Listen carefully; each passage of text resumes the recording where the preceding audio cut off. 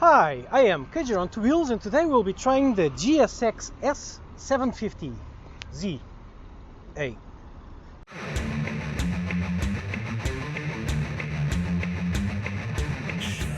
So it's a mouthful, but basically this is a Gixxer 750 without the fairings. Not quite, but that's the idea. So what we have here, we have what is basically the classical middleweight naked bike. Although this is not quite the middleweight should be 600. This is the medium heavy. It competes directly with the MT-09, the Duke 790, the Honda, well, not quite the CBR 650, but it's in that range. It's not the 600, it's the ones just below the liter bikes. It has a very classical look, and I'm saying it is a classical look to not be a bit unpolite in calling it old or dated, because this dated look comes straight from these indicators. These are very 80s, okay? Ugly. Halogen headlamp in 2020, seriously, Suzuki? Come on. Halogen presence lights here. Where are the LEDs? There are no LEDs on this bike anywhere, which is very disappointing. Although this model is 3 years old, and it shows that it is 3 years old. On the other hand, some people actually prefer this look to the ultra-modern lines of the MT-09, of the KTM, of the retro neo-classic look from the Honda. So if they don't like that, this is an alternative. This is the classical naked bike look. Take note that the whole weight is shifted as much forward as possible. You can actually look on the bike and see it. It is very compact, but most of the weight is near the front wheel, and this is quite obvious when you see it sideways. There is little to no electronics here, so Suzuki insists on saying that it has 4 electronic parts, which is the ABS, mandatory as per European Union regulations, traction control, that's a plus with 3 levels, nice. And it has what they call low RPM assist, which I haven't felt yet, but I guess it's something to help from stalling at low revs. It's undetectable, but that's how we want our electronics. And it also has easy start. Easy start is basically you click the starter and it will engage the starter until the bike starts up. So little to no electronics, which is exactly what you want in these kinds of bikes.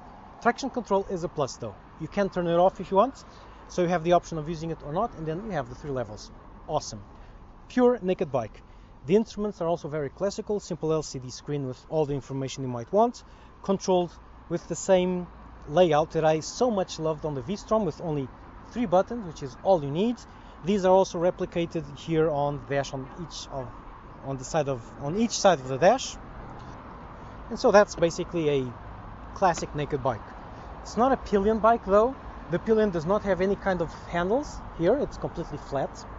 So it will have to grab on this completely useless strap at the front, and the seat is pretty small for the pillion. It's not as radical as the Gixxer 750, but it is way too small, so this is not a pillion friendly bike. You have your minimalistic foot pegs, you have your perfectly normal classical middle to heavyweight naked bike. But you're not here to look at it, are you? You're here to see it ride, so let's go. Let's see how this one goes here.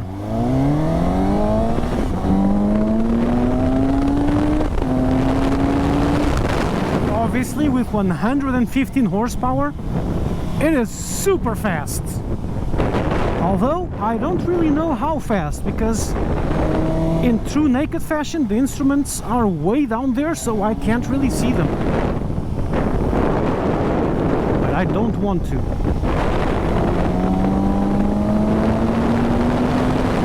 So far great, but let's see on the first big bends. Lean out and let's go.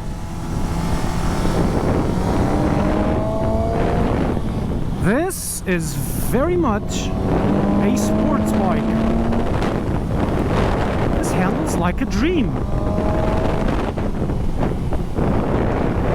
Never mind the whole why doesn't it have an inverted suspension thing. This just handles great.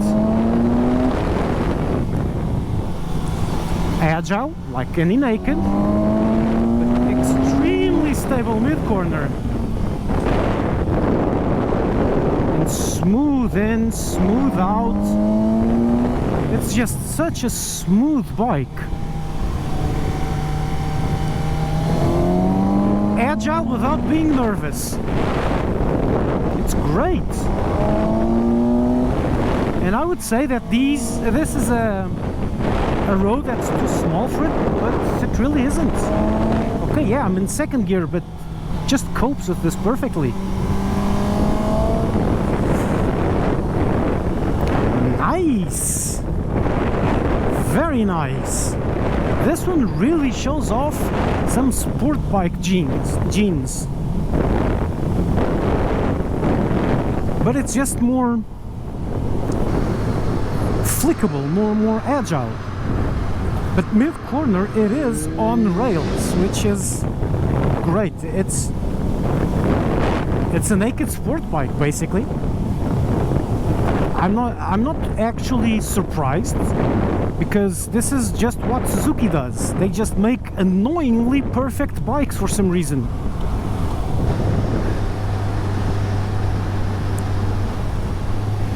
Never mind the dated looks, never mind the dated dash, never mind it's still being a 4-cylinder in this day and age when everything else is going to three cylinders or 2-cylinder monsters. It's a classic bike and it just works absolutely flawlessly. It is also pretty easy to use.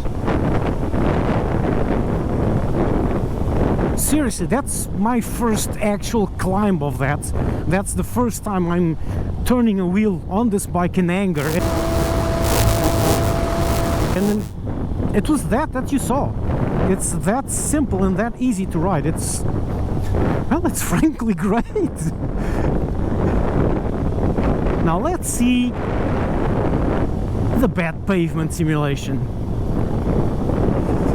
And yeah, here it suffers a bit. This is still the kinda bad. We're going to get into the bad in a moment.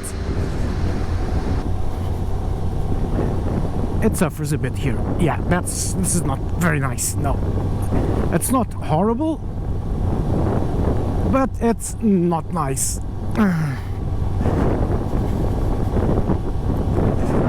The suspension, even though it's a standard suspension, it is adjustable, so it's not exactly your run-of-the-mill El Cheapo suspension. This is a proper thing, which is a bit redundant to be saying now that I have actually ridden this on the test track, and it's perfectly felt that this is high quality. It suffers on bad pavement because it's tuned to be pretty stiff. Being adjustable, I could fix that, but now let's see on the more open roads.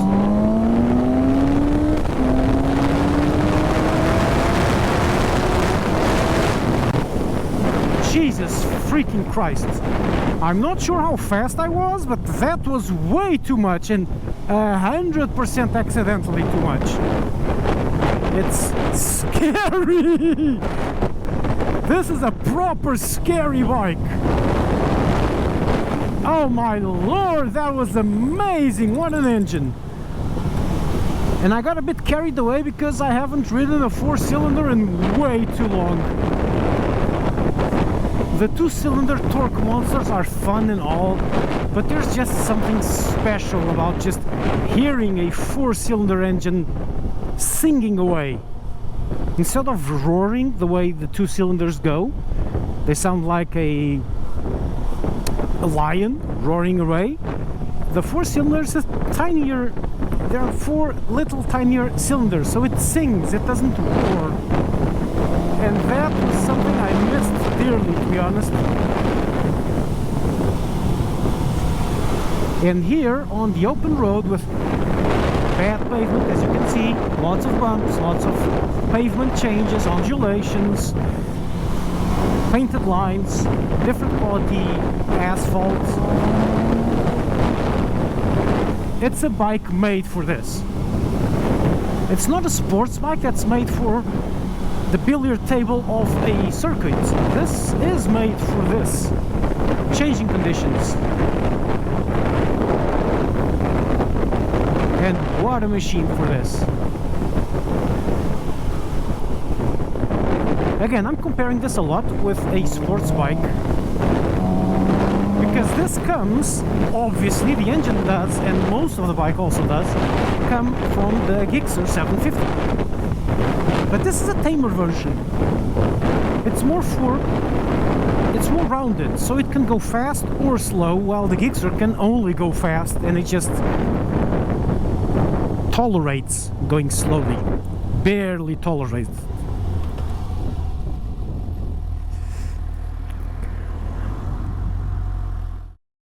End of the day, time to deliver back this fantastic little motorcycle. Thanks MigTech, because this was quite a ride. So what is this? This is, it's beautiful. I really like to just pet it. This is the bike that made us all love motorcycling. It's this one. This is what made us all love motorcycling. 4-cylinder, inline, loads of power, naked bike, us, the road, and the noise. It's an amazing motorcycle. I loved it, and I really wanted to hate it. Actually, when I picked it up, I wasn't very keen on it, to be honest. I took it home and I said, okay, yeah, it's cool, but it's so boring. It's a 4-cylinder bike. It looks like something out of the 2000s and the 2010s, circa 2008. Oh, come on, it's just so dated, so boring. I want something else. What are these? What is this? What are those? Come on. And then I took it to the road for the proper test track. So not just ride it home. Test track and city, and wow, what a machine. Goes like a bat out of hell, sings like Pavarotti, corners like, I don't know, just corners like a train. It's on rails. Suzuki was extremely smart and put some awesome tires on it. The best tires money can buy, Battleaxe S21s. So a hypersport tire on a super sport engine on a great frame. This is an amazingly balanced bike. It's awesome. It's very easy to ride slowly, very easy to ride quickly, very fun to ride quickly and slowly. It's just a great bike. I'm really amazed by it. And Suzuki, to get this to be a huge success, and I think this should be already a huge success, to be honest, because if you don't want a GSX-750 because you don't like the image or it's just too annoying, too radical, this is a great alternative. It's basically the GSX without all of its problems. Small restyle, just update it. Don't restyle it completely, just update it, because this is a great alternative to the ultra modern lines, like I said, of the MT-09 or that weird retro neo techno look of the Honda, which is just a bit confusing for some people. This just has that classical look. Just don't make it look that old. A little LED headlamp here, like the GSX with the round lens, and some LED indicators and some prettier mirrors, and you have a great looking bike. It is already great looking, you just need to update it slightly, because at the end of the day, this is a Suzuki. For good and for bad, this is a Suzuki. It's a bike engineered to absolute perfection, but kinda ugly. Suzuki, hire a new designer. Now this is surprisingly good.